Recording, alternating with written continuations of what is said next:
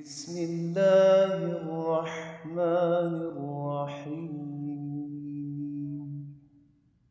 محمد وعلى آله وأصحابه الطيبين الطاهرين يا أرحم الراحمين رب العالمين.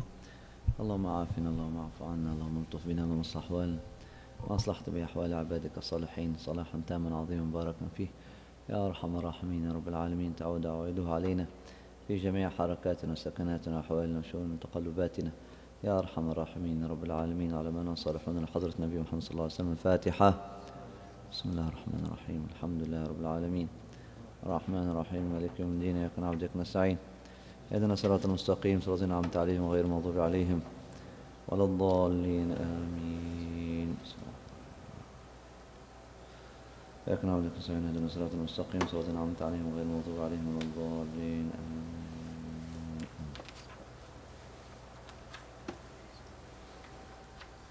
Alhamdulillah. Continue this tradition of consecrating the Saturday morning and the Sunday morning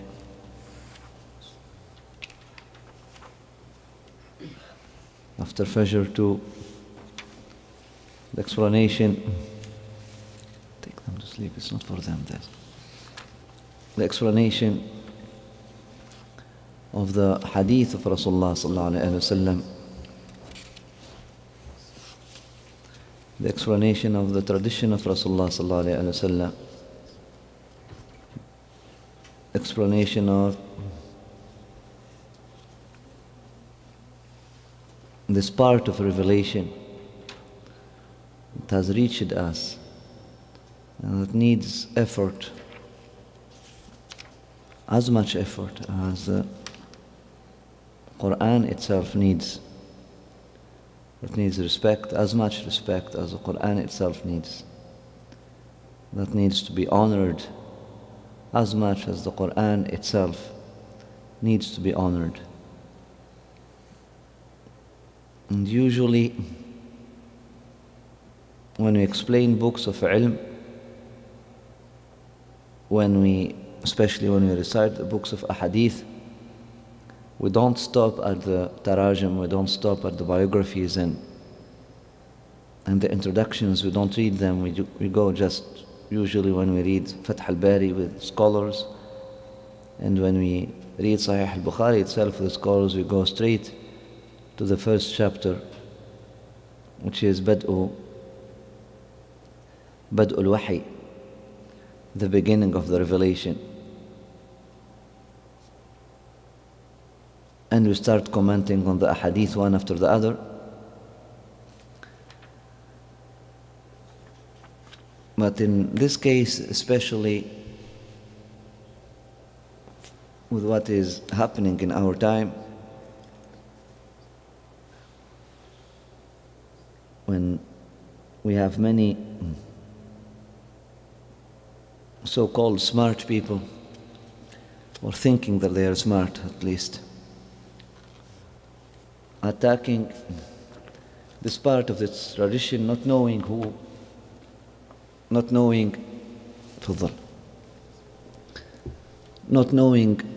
what are they doing, and not knowing what is the danger lying in this behavior, or let us say misbehavior, something that they call courage, in criticizing the tradition. But in reality, a courage that is not led by honor is not courage, is actually it is actually the opposite of courage. It is actually cowardice. Courageous people, they have to have honor, and they have to have fairness, and they have to have certain way to criticize things. We find these people, and we had many discussions with them, and we have seen them, and you may think that they have good intentions, but subhanallah, they would hide the argument that would actually prove them wrong, for example. And they would just keep attacking the weak points here and there. And at some point you come to the truth, to the sad truth that those people are not really seeking the truth. Unfortunately, it becomes a disease, it becomes a sickness, just wanting to be right, just wanting to prove themselves right. And may Allah subhanahu wa ta'ala protect us. So in a time when it became a fashion amongst the Muslim youth to criticize the tradition, the hadith of Rasul Allah, and knowing the danger lying behind that, because if we strip the Islamic tradition out of or from the hadith of Rasulullah sallallahu alaihi wasallam, what is left? And many of our students of knowledge today and the young generation, they think that someone like Imam al-Bukhari was just playing around and just putting hadith like that. And they don't understand the honor of the science. And they don't have an idea how complicated was that science. It is a science that has its rules, it has its laws, and it was a result of struggle. And it's not something that was done lightly. At least before criticizing, we are not saying that we cannot come to a different result, or not we, but a human being, a qualified scholar, a qualified mujtahid, a qualified alim of hadith, a qualified scholar of hadith. And when we say qualified, not only smart or intelligent. Yes, al-malaka al-fiqhiyya or al-malaka al-hadithiyya is a very important component that if you don't have it, you can never be a faqih or a muhaddith. And that's the part of the intelligence that Allah subhanahu wa ta'ala gives to some people. Allah subhanahu wa ta'ala gives some understanding from Him.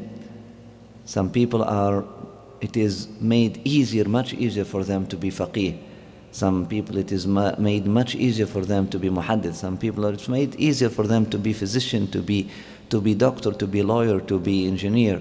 So there is something we call al-malaka. It is something part of the unseen actually. It is part of the fitrah of the human being.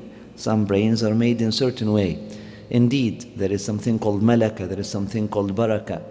And indeed, we believe that without that malaka, without that intelligence, you cannot become, if you don't have the malaka al-fiqhiyya, you cannot become a faqih mujtahid, even if you study in the best universities. You cannot become a faqih or a muhaddith, even if you study in the best universities of fiqh, even if you study all the madhahib.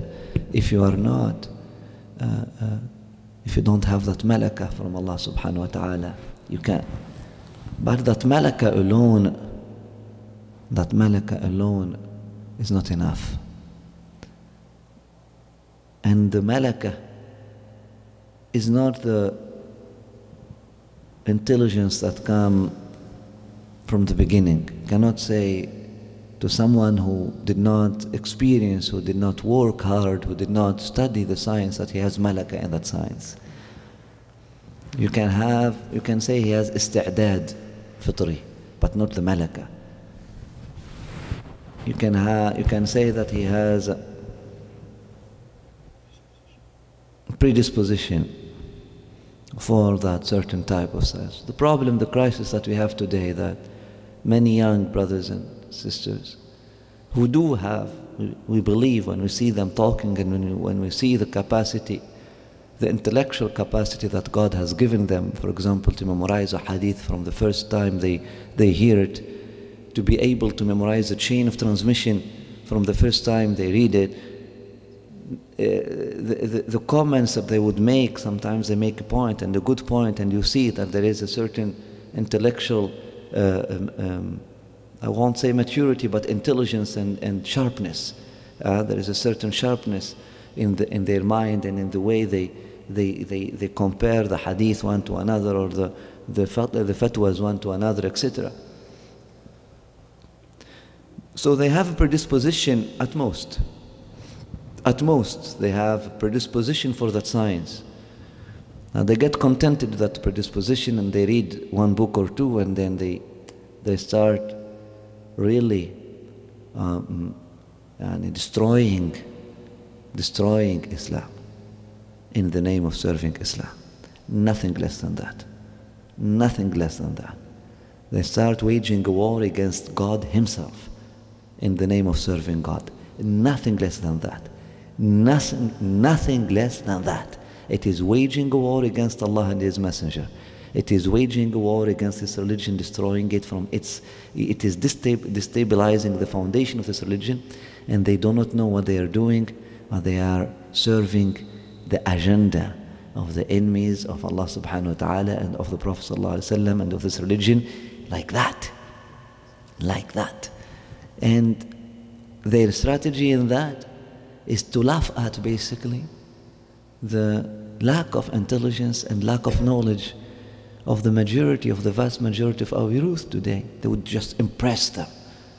They would just start talking like this brother in France in particular, and other people in Switzerland, etc. And they won't be able to sell their business, to sell anything in the market of scholars, but they would go in the market of ignorant people, and they were just wowing them, wowing them with all, and they would start like, and the human being مفطور مجبول على الإعجاب بالأذكياء. The human being has this nature of really appreciating and admiring intelligent people, admiring intelligence. And if you bring even a sorcerer, a magician or a player who would just play with balls in front of you, and then subhanallah, they would just deal with these sciences the same way this, what we call the clown, or what's the name of it? This one who, entertainer, or it has a name. Jester. Jester, who would play with balls and play. They would just keep playing with this hadith, and you see like making lots of giving lots of information that is not really needed. And there is no heart in it. No intention clearly, but many things, and it's an attack on the esteem of people. And so basically they want the people who are listening to them by the end to just bow to them. Whoa, you're the god of the science of hadith. And they would say it. SubhanAllah, that so and so is the god of the science of hadith. Astaghfirullah. Just because he impressed you? Just because you are a dog, you thought that he is a god? Just because you are brainless? Cannot play with this. Cannot play with this. Any tradition needs to be respected.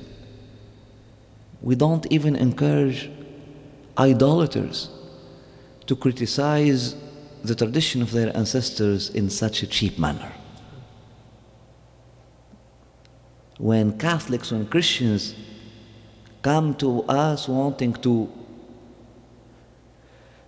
convert to Islam or want to follow Islam, when they start criticizing the Trinity in such a cheap way, I stop them. And we have to stop them, because it's not healthy. It's not healthy. You cannot criticize the tradition of your ancestors in cheap manners. You can criticize, and you have to criticize, and some things we need to change for sure, but not in that way. Let alone the science of Tawheed, let alone work. And when we will read this introduction, it might take us a few weeks, but I believe it is worth it to read it.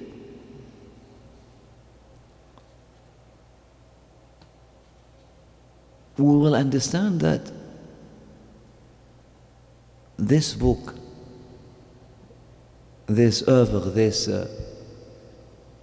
work of Imam al-Bukhari and after him of Imam al Asqalani, they did not come like that. And there is something called science of hadith. There is something called the craft of hadith. And there is something called honor, and people, they really, and there is some mannerism, and there is some akhlaqiyat, and there is some, there is an art of dealing with this. It was not a playground where disqualified people could come and could jump in and play and you know, and do things. Allah subhanahu wa ta'ala guide us and help us. I believe that we mentioned a few things, so it's all psychological, and people, we have to be honest before giving your opinion and before actually admiring or saying that, oh, that person is so great. Who are you to say he's great or not great? I mean, judging and giving something like that, so and so is the best muhaddith I have ever heard. You can say he's the most eloquent person I have ever heard, and you stop there. You can say he impressed me the most, and you stop there. But who are you to say he's the best muhaddith? You need to be a muhaddith to appreciate muhaddith? Huh? Or so and so is the best Sufi Shaykh I have ever been in. No, who are you to say he's the best Sufi Shaykh? You need to be a Sufi Shaykh yourself to appreciate who is a good Sufi Shaykh. You can say so and so impressed me. Fair enough. You can say so and so impressed me. The way of his talking, the way of him speaking, really. Or you can say the words of so and so affected my heart, and that's enough. As a mustama', as a disqualified, as unqualified, you know, cannot speak. Same, you cannot say so and so is the best qualified doctor in cardiology just because he gave you the right medication. It happened that he gave you the right medication, or just you felt well after seeing him, or he impressed you with the number of machines he has in his, or the number of shahadat certificates he has in his office. No, you can say meeting with so and so with such doctor was of help, was of great help for me, and that's it, and you stop there.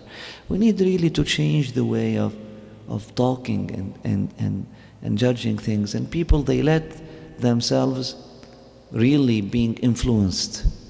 They let themselves be influenced and persuaded like that, and not on the real ground. And they forget that they don't even have the tools to judge. So let the unqualified people be searching for the food for their hearts and for their souls, first of all. And if you want an answer for something that is burning you intellectually, go and ask God for it first. One. Number two, اسألوا أهل الذكر. And my advice, especially for the people of today, do not get any science from people who are not connected to dhikr. And if you sit with any scholar who is not doing dhikr abundantly, you don't see in his behavior love for Rasul Allah sallallahu alaihi wasallam, kathrat salat ala nabi sallallahu alaihi wasallam, kathrat istighfar, especially if he is a scholar, especially if he is a muhaddith. These are the two things to examine for a muhaddith. كثرة الاستغفار وكثرة الصلاة على النبي صلى الله عليه وسلم, and wara. The ilm al-hadith comes with some scrupulousness, inevitably. It comes with some fierceness and wajal. It comes with lots of istighfar. These people they become so there are العلوم تطبع أهليها بطبائع أهليها. So like any craft today, subhanallah, you see the mechanics, they all have the same akhlaq, even if they did not work together. The carpenters, etc. Subhanallah, these are crafts, these are man crafts, let alone the noble sciences. They gave akhlaq يطبع, they model,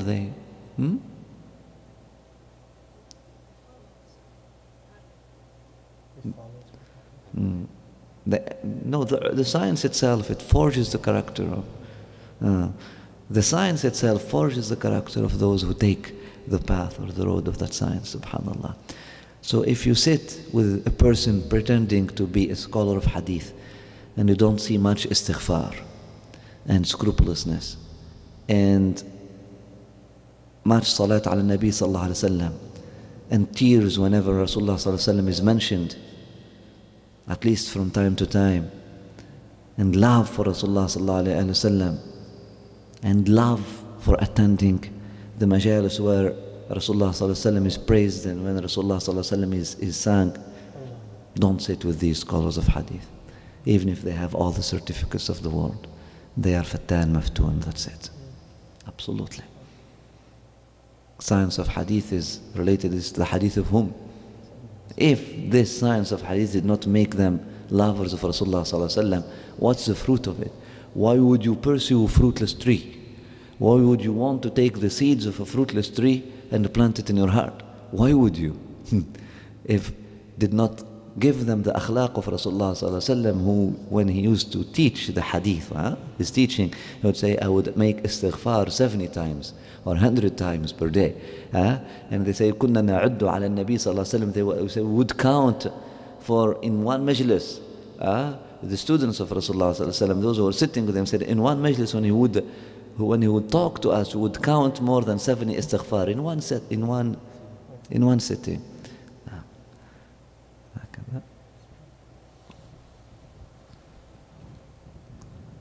And especially if you see those who are talking about this hadith and are fiery and with nazaq,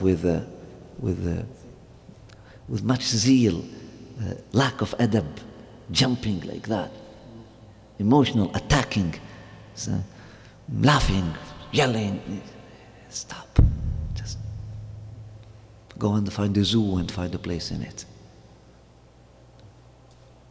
Don't come and think and pretend that you are a scholar and you are, or go and just ask your mother to finish your education first, to complete your tarbiyah first.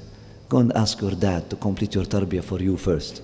And if you are an orphan, go and find a sheikh who will complete your tarbiyah and education before coming to the minbar and before coming to a chair and trying to impress unqualified people and build a whole poisonous tradition on a basis, on a ground of arrogance, of a human arrogance. And you see even the students, so-called students, I mean the followers, the qati'ah, the cattle of those people, of these I'm sorry, I'm just coming like this because this is, we need to this time.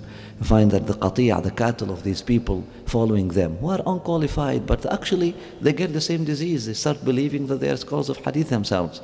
And they are so arrogant, and subhanAllah, what's the difference between you and Wahhabis? Same. Who are the Wahhabis? They are false people of hadith. And they call themselves Ahlul Hadith. They are the most ignorant people of hadith. And you get these things again and again, again and again, and now these young fellows in France, they jump like that. They start like mushrooming here and there. Have to be careful, and our youth need to be careful and understand. And my advice for the people of our time, go and study psychology. You need to go and study psychology. Go and understand, at least you have to have a basis. You have to have some basic things in psychology in order for you to know how to navigate. Because the majority of people who are out there in the screen or out there in the halaqas of the masjid, they have mental health issues. Nothing more, nothing less. You need to go and understand this phenomena of cultish behavior and this phenomena of how to say, junun al-azama, illusion of grandeur and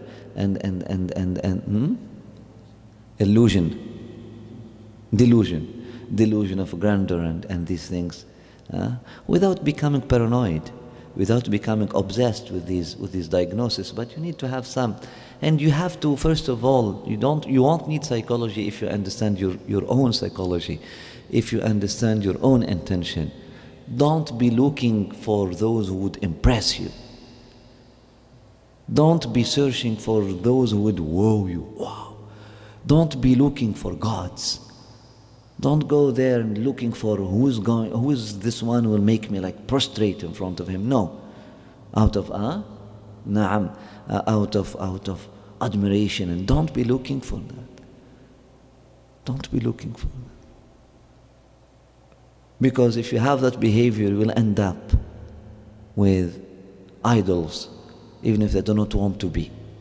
And you will end up making idols out of people who will be teaching you and out of people who will be around you. Don't be looking for people who would just impress you. And ask yourself before judging, who are you to?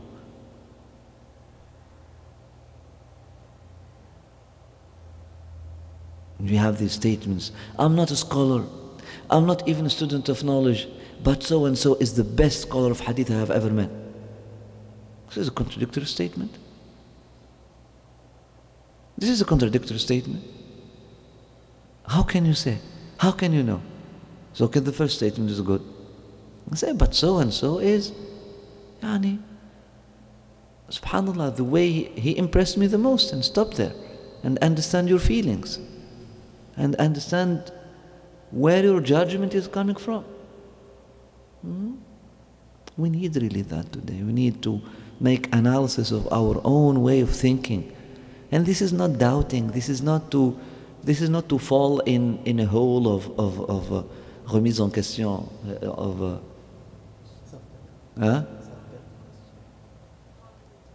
calling into question everything else and all our beliefs and all our positions and all our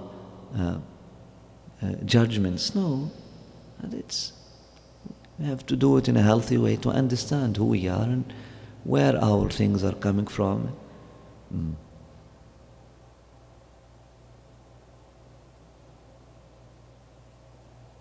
Otherwise, بعضكم ألحن من بعض. You want to be judged, you have to be fair.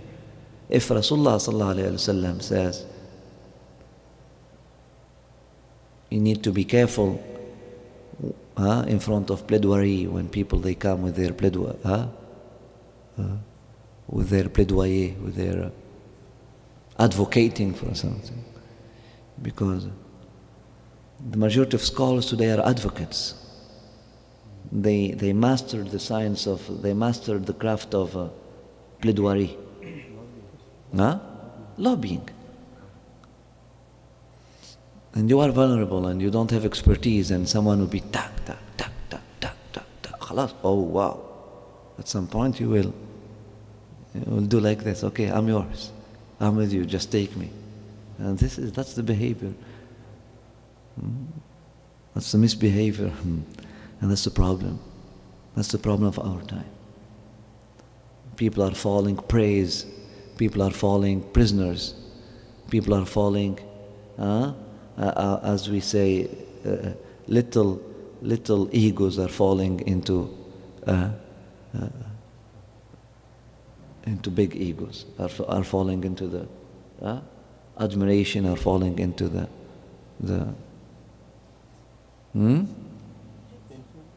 the influence and the trap of big egos.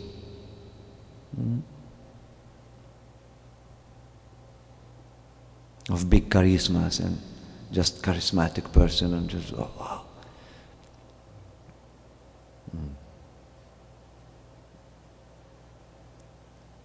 I have met many scholars of hadith who wouldn't be able to really articulate the way so-and-so in France or so-and-so in Switzerland or so-and-so in England are able to articulate. You wouldn't follow the muster. If you have a weak character, if you are ignorant, you will be just يتبعون كل ناعق. The way Imam Ali alayhi salam says. يقذف تنقذف الشبهة يفقد يقينه بأول عارض من شبهة همش رعاع أتباع كل ناعق. These are the people of the end of time, as Imam Ali alayhi salam described them. Said they are like ignorant people, همج, undisciplined, همج, رعاع, who do not have honor, who do not have akhlaqiyat. They would start insulting you just because you disagree with them. So the first sentence is, I disagree with you. The second sentence, he will start cursing your father and mother. Subhanallah. رعاع. أتباع كل ناعق. They will be following the loudest voice.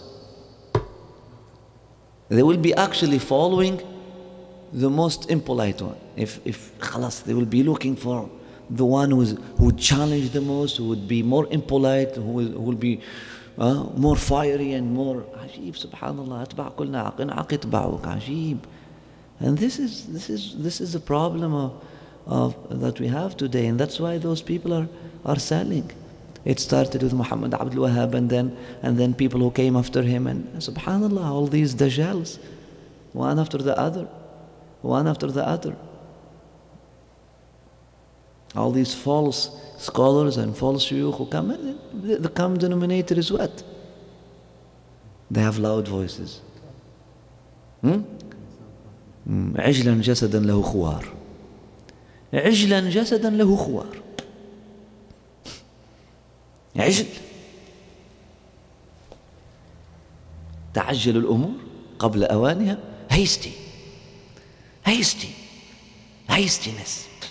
Hastiness in the way of thinking, hasty in the way of judging, hasty in the way of coming to conclusion, hasty. تسرع تعجل ميل استعجال. wait. الصوفي يتبع بالرزانة. wait. عجل. hasty in the way of drawing conclusions, and hasty jumping on the chair of knowledge. Maybe you have a predisposition. You're not telling you are not. Maybe you have the predisposition. Maybe you are smart. Maybe you studied some things. Maybe you are a good project to become a good scholar of hadith. If you carry yourself with adab, with the ancestors of that in that science, if you know how to walk in that path,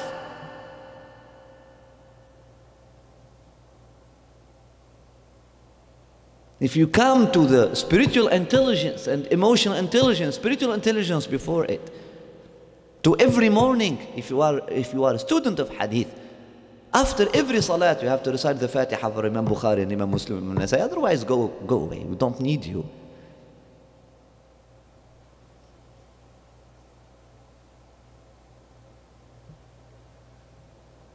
Before teaching you have to say Dastur ya Hadrat Imam Muhammad Ismail Bukhari, I seek your permission. Before I start actually talking about this science, this is this is a human thing.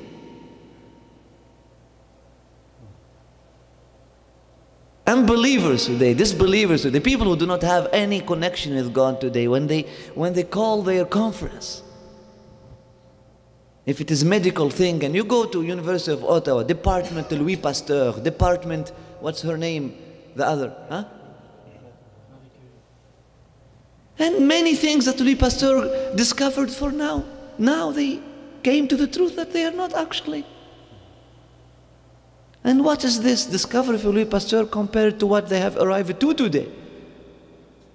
For they honor their ancestors. Ajib. And this is a civilization of arrogance. We became more arrogant than them. Ajib, seriously.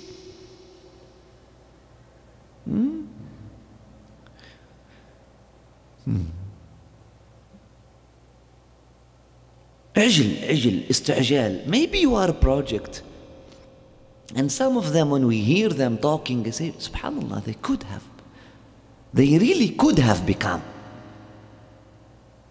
the people they are pretending to be. Huh? They got some of the ingredients, the intellectual ingredients.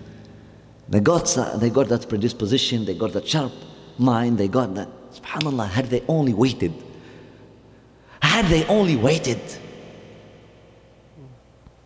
for their trees to grow and for their fruits to ripen. But عجلًا جسدًا, because they are hasty, they will come and bring a plastic fruit and put it there. Oh, that's my apple. جسدًا, عجلًا. These are the qualities of a Samiri, by the way. It's not only the calf. A Samiri himself, because you worship the God of your nature. People worship gods of their own nature. And the Samiri, because he wasn't complete,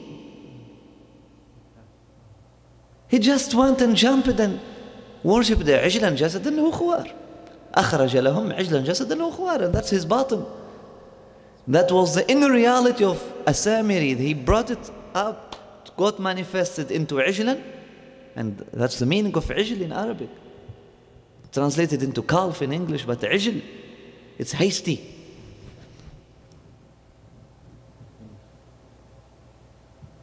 Hasty. جسدا لا حياة فيه.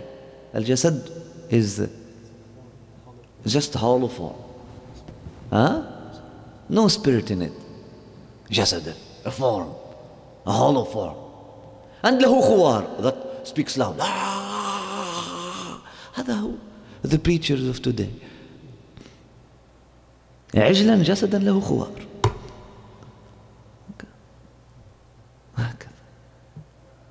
You find them one here, أتباع كل ناعق. ناعق here, ناعق there, ناعق. May Allah protect us. And our brothers and sisters are just looking for the one who would impress them, or for the one who would confirm their way of thinking. For the one who would just, tell them what they basically confirm their ignorant thoughts. So they remain in their comfort zone. May Allah subhanahu wa ta'ala protect us. So that's why we feel we need really to at least give it time. You're not saying that, give time to read. Maybe there is something interesting there that you would learn. I'm sure that those people who are jumping, criticizing here and there, they're criticizing Imam Bukhari and criticizing these scholars and these spiritual ancestors of ours, I don't think that they have read anything about them, or they have read much about them. So let us be patient and read seriously before really jumping into criticizing their craft. Let's start with one paragraph or two. Shahnaz, we had something to say. I'm sorry. Yes.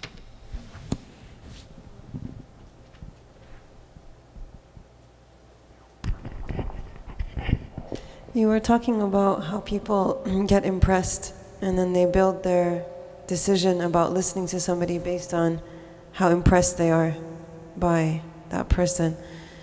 And we have a whole mechanism, an enabling mechanism for this process now across the world, which is the social media, which is entirely built on that impressions, first impressions. And that easy ability to click like, and the other things you mentioned as well, the argumentation that occurs on any statement that has the slightest hint of a controversy to it, the lineup of people wanting to make their own comment on that is unbelievable. It's like a snake just snaking through like the whole comment thread, which you never find on a positive statement that someone has made. People are just silent about it and move on.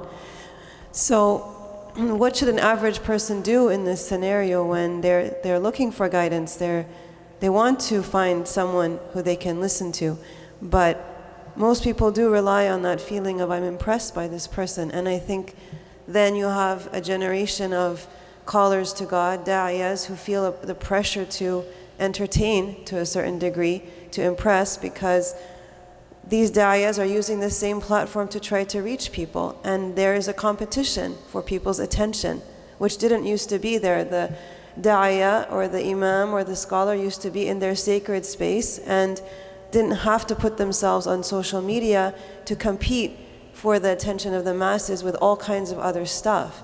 But now the terms of the game have changed. So how do we navigate this space? Do we tell people to avoid social media if you're an average person? I'm asking that because I myself, something happened recently where one of the imams said something and people felt offended by it or hurt by it or something like that. And I realized that I myself, when I read those comments of outrage, I no longer feel shocked by them, even though they're very shocking. It's very shocking for somebody to speak to an imam in the way that people speak to these imams, just completely in such an absurd and arrogant manner. But I'm not even surprised anymore. I just read the comment and just khalas. I don't spend my time reading those things, but an average person who wasn't taught, alhamdulillah, I was taught by my teachers, be careful, even listening to somebody who criticizes a scholar, get away from that. Don't even stay in that space.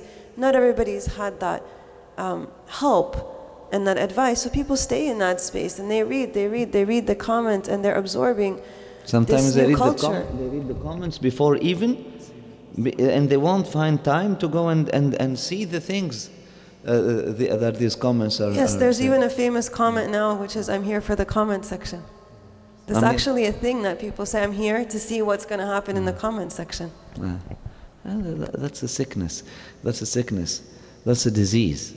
And they don't believe that commenting, you should ask a question and just honor what people, they put something there. Just this whole thing of commenting and making war, waging war, looking for esteem, those people they have a void, they have a gap, they have a vacuum, and they are trying to fill behind a screen. So those people, they are not respected, they are not, so they go just behind the screen and then coming out of their depression or coming out of their waking up at 2 p.m. and cursing everything, and then they just find themselves entrapped in that screen, just looking for esteem. They call those people keyboard warriors. Yeah, that's it. The keyboard warriors, really, just looking for that thing. So that's a sickness, that's a disease, and we don't really need to talk much about it. And people, they need to be. We need to tell our children. We need to tell our youth. We need to keep telling people, don't do that. Even if there is someone, even if the Antichrist starts cursing the Prophet on Facebook, you don't need to go and jump there and start commenting and cursing back. That whole thing, there is no fa'idah in it. That whole thing, there is no khair in it. Waging wars, and if you want to write something, and that's why we train our students, if you want to write something consistent, write something that will last. We need to train our people to, if you want to say something that you wouldn't regret tomorrow. Leave traces. Good. Say something that will last. Say something that will say about you, etc. That will tell about who you are and about the knowledge that you have, etc. That's the part of commenting. Now about the social media for the scholars, because we ask two things.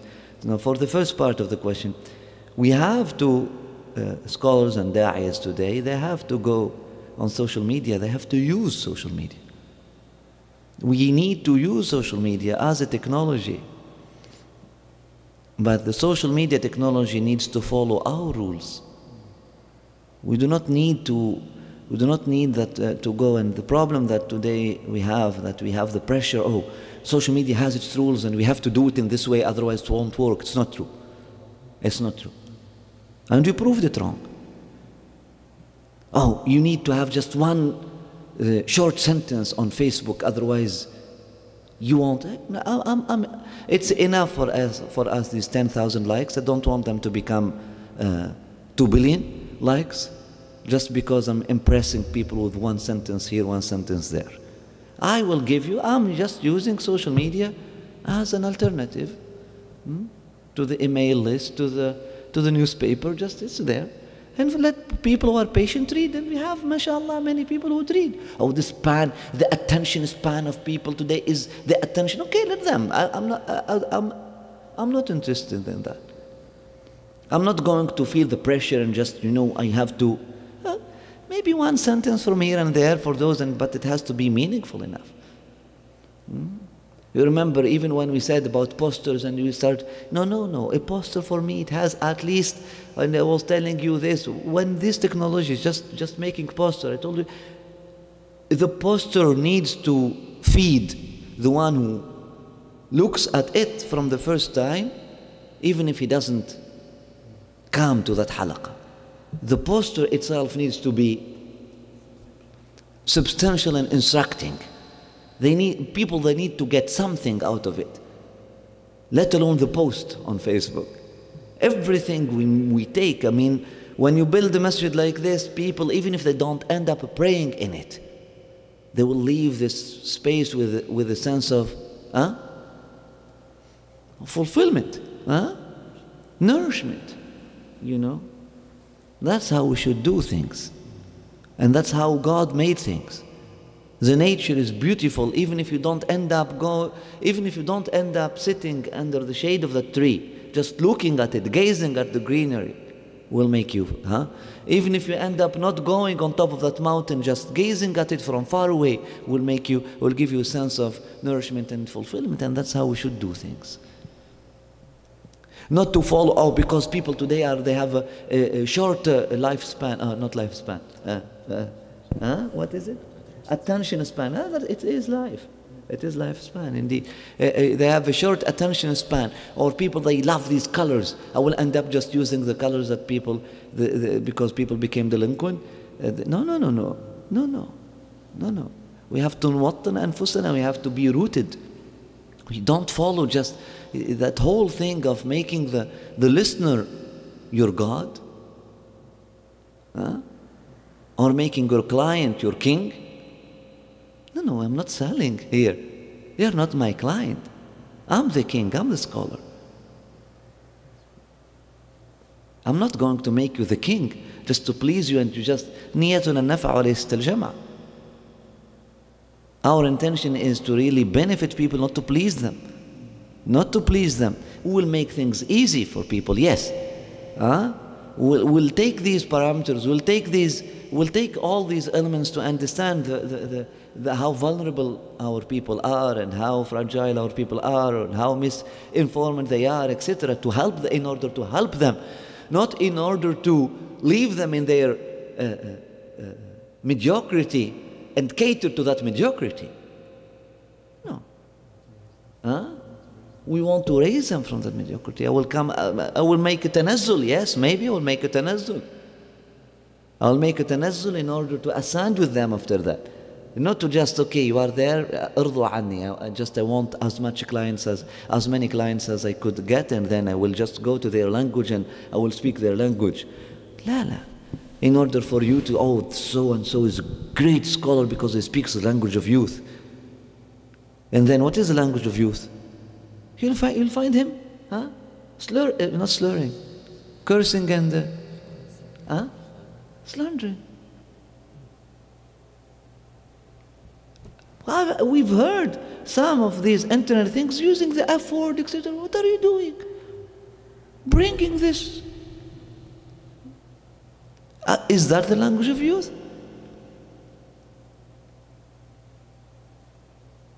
Or they would come in dropping pants and they don't know how, and trying to, I'm a young man just like you, but I have some connection with God. It doesn't happen like that. No, it doesn't happen like that.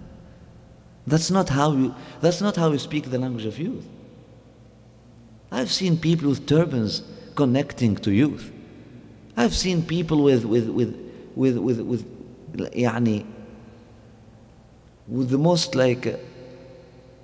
archaic and traditional clothing really connecting to youth more than these people in jeans and speaking to you, talking to you, talk to the spirit in that young man, not to his ego.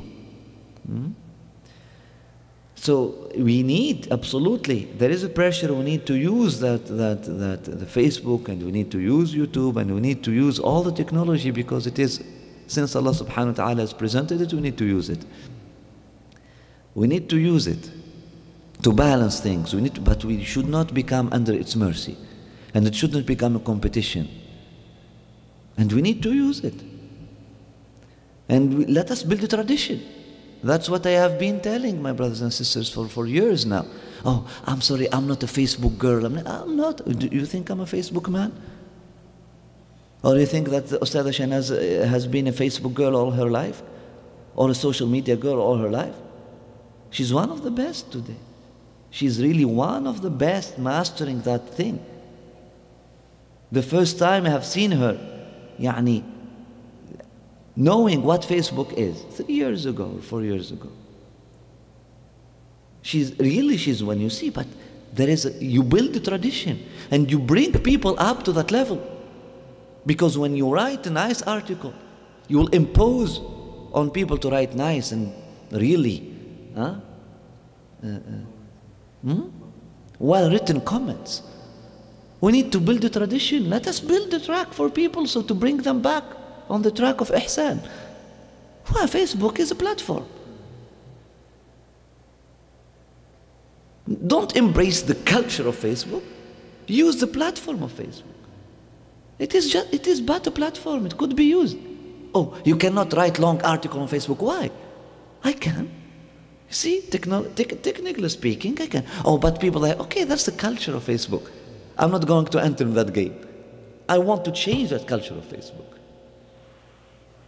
I want to change. Oh, people are impatient. They won't be sitting there for 2 hours. We have, mashallah, brothers and sisters who would sit with us for hours per day. Alhamdulillah, khalas. I'm using Facebook too, because that's the best technology. And to have something live, etc. And they would sit and they would listen and they would learn. Barakallahu feekum. And we should not necessarily embrace, barakallahu feekum, habibi, embrace the culture of something. Take the platform. What do you think? Use the platform without falling under the pressure of following the culture of that platform that comes with it. Conforming. Now.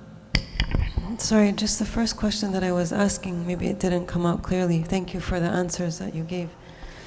Is just that because of the way sometimes that now the call of Islam and the knowledge are reaching people, it's within that context of Facebook and social media. For example, what I would have used in the past as a 19-year-old, as a 15-year-old, to get a sense of whether I can follow a particular person's teaching, it's not the same, maybe. It's not as obvious that way of trying to assess somebody as being somebody reliable to learn from. You were talking about these people in France and Switzerland and how they capture the interest and they capture people's, even their dedication or their loyalty. And it's the wrong thing that people You can never learn from the screen. You need a mentor. You need a living mentor next to you. And we need to be patient, and there is nothing wrong being impressed, but you don't take that impression and make it more than what it is. There is nothing wrong in admiring, but just say exactly, he knows how to speak. He's eloquent. Don't say he's the best Sufi Shaykh. You haven't lived with him. You haven't experienced his tarbiyah.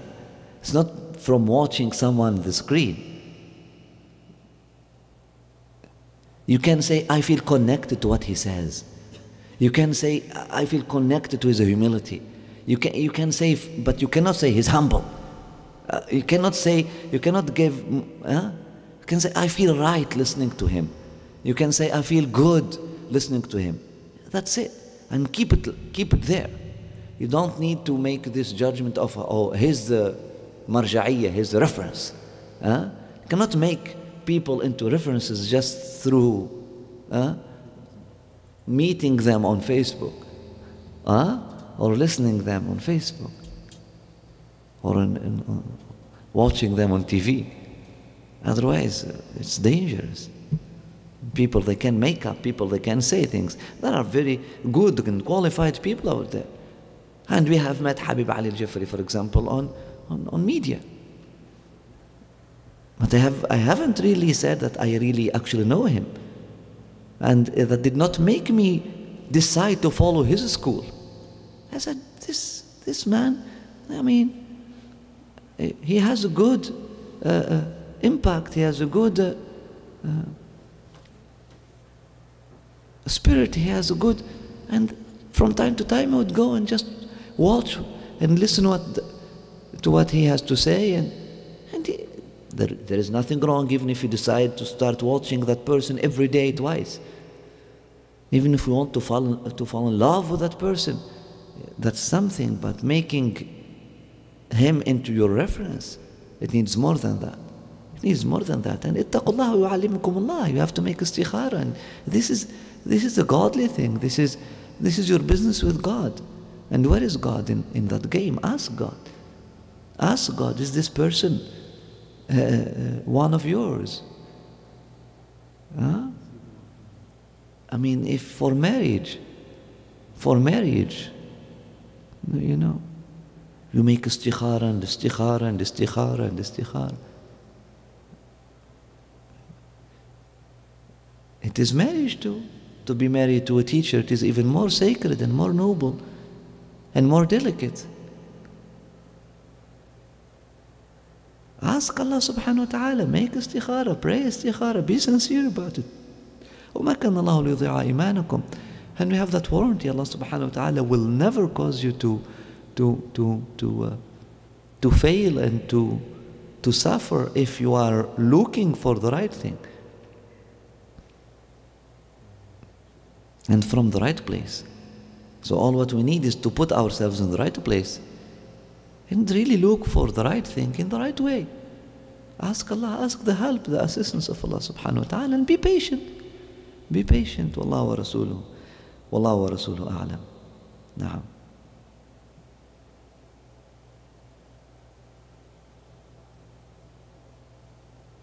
Alhamdulillah. Thank you for explaining that. It's really important, because people are feeding off a culture now, a discourse in the North American Muslim community of, I'm so disappointed, I'm so disappointed. Every time somebody says half a word that they don't agree with, and there are some actual situations of true disappointment, but it's also now becoming just a trend that I feel like nobody is really worth looking up to anymore, really. And it's a real hit at scholarship and at leadership. And part of it is perhaps because there are people in the story at the beginning who made a judgment of this person being the greatest person ever from their Facebook videos, from their online presence, not from their personal presence. So I guess it's just very insightful, and to begin to try to understand for oneself what is I think you were saying when we were in Tarim that you'll start to appreciate your parents when you see the fruit in yourself. That's when you'll really love them. When you see the fruit that comes from their roots, you recognize it, that this is from my parents. And it's the same thing you said with a teacher. I recognize that this prayer I'm making, this change in my way of dealing with my family, this newfound love for the Prophet ﷺ, I recognize where it's from. If we don't have this kind of a fruit, maybe that's also something that we need to examine as to why Indeed. Indeed. why this is not being produced. It could be the fault of the teacher, it could be our own fault, but we need to take some time to look at that aspect. Absolutely. People are not looking for fruits. People are consumers. They want just to eat the fruits of the other, and consumers, and not even intelligent consumers.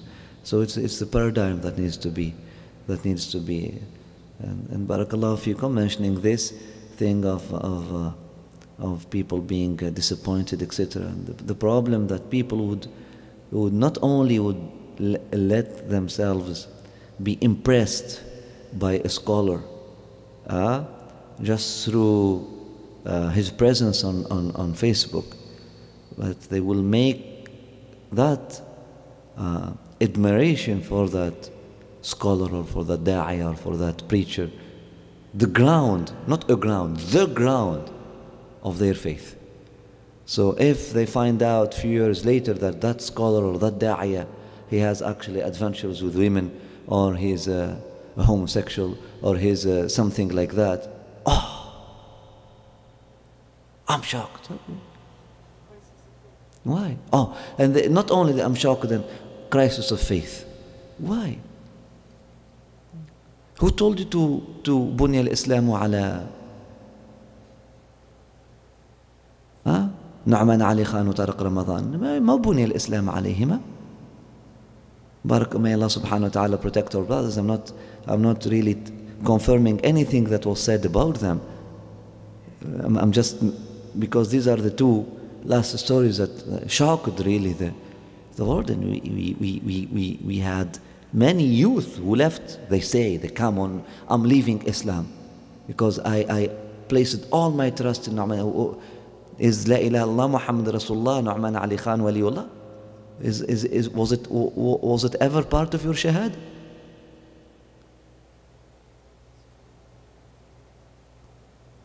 At best, he was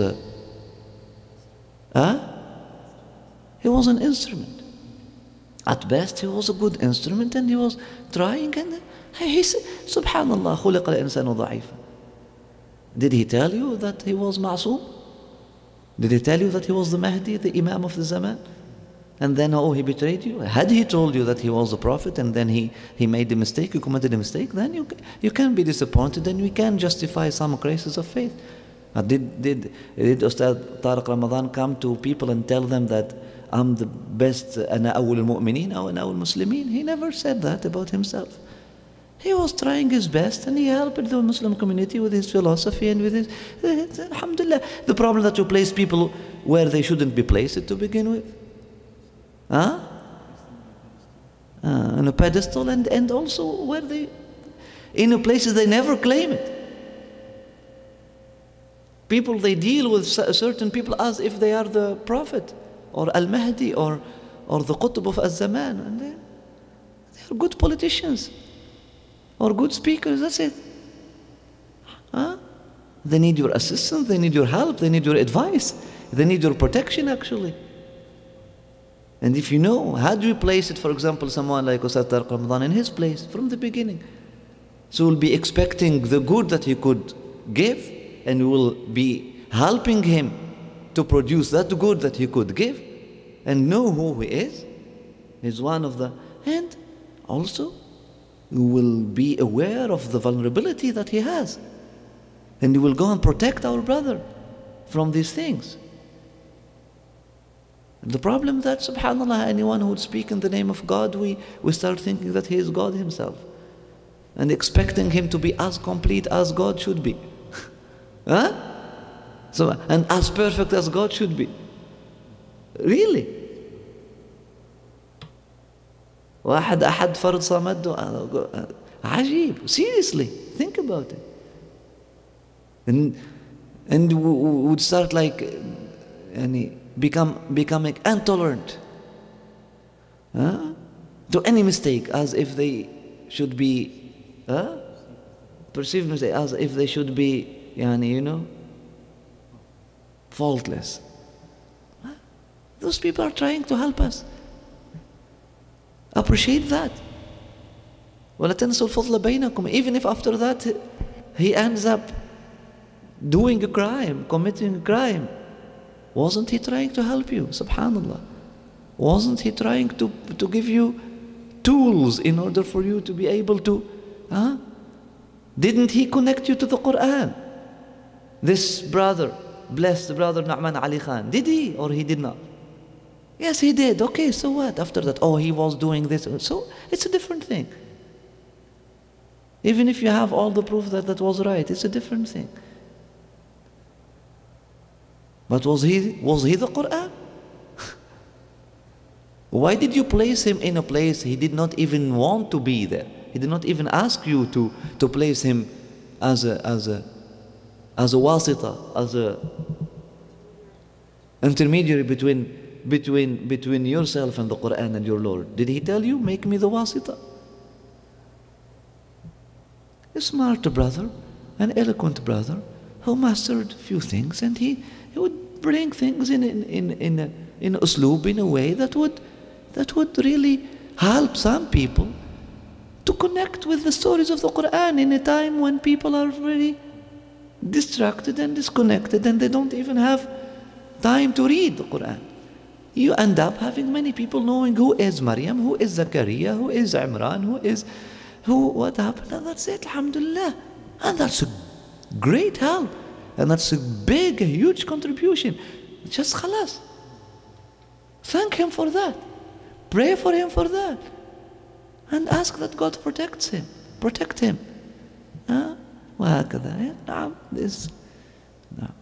consumerism. It boils down to that consumerism attitude that the majority of people today have, and consumers will be always disappointed. That's why there is something called service à la clientèle today. It's the fashion today for clients to be dissatisfied and asking for compensation and asking for coupons and I mean, if you are a consumer, you'll be disappointed today or tomorrow. If you are an investor, you will know where to plant your seeds. May Allah subhanahu wa ta'ala protect us and you and give us and you tawfiq. Ameen ya arhamar rahimin rabbil alameen. Allahumma salli wa sallim wa barak ala sayyidina habibina shaykh Muhammad wa ala alihi wa ashabihi tayyibin tahirin. Alhamdulillah rabbil alameen. Al-Fatiha. Alhamdulillah rabbil alameen. Ar-Rahman ar-Rahim. Malik yawmiddin. إياك نعبد وإياك نستعين اهدنا الصراط المستقيم صراط الذين أنعمت عليهم غير المغضوب عليهم ولا الضالين آمين. الحمد لله. بارك الله فيكم. ربنا انفعنا ما علمتنا. ربي علمنا الذي ينفعنا. ربي فقهنا وفقه أهلنا وقرباتنا في ديننا مع أهل القتل والأنثى وذكر. ربي وفقنا وفقهم لما ترتضي قولنا فعلا كرما ورزق الكل حلالا دائما وأخلا أتقياء علماء نحظى بالخير ونكفى كل شر ربنا واصلح لنا كل شؤون وأقر برضا منك العيون قبل أن تأتينا رسل منون واقض عنا ربنا كل الديون قبل أن تأتينا رسل منون واغفر استر أنت أكرم من ستر وصلاة الله تغشى المصطفى من الحق دعانا والوفاء بكتاب فيه للناس شفاء وعلى أهل الكرام الشرفاء وعلى الصحب المصابيح الغرر. اللهم اهدنا بهداك ولا تولنا وليا سواك ولا تجعلنا من خالف أمرك وعصاك واجعلنا يا مولانا ممن يسارع في رضاك. وصلي وسلم وبارك على سيدنا وحبيبنا وشفيعنا محمد وعلى آله وأصحابه الطيبين الطاهرين يا أرحم الراحمين يا رب العالمين. الحمد لله رب العالمين. الفاتحة.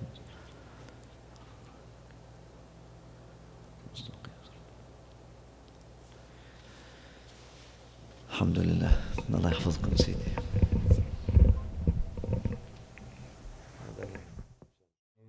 ربي صلي على النبي شفيعنا أحمد. الله صلي ربي على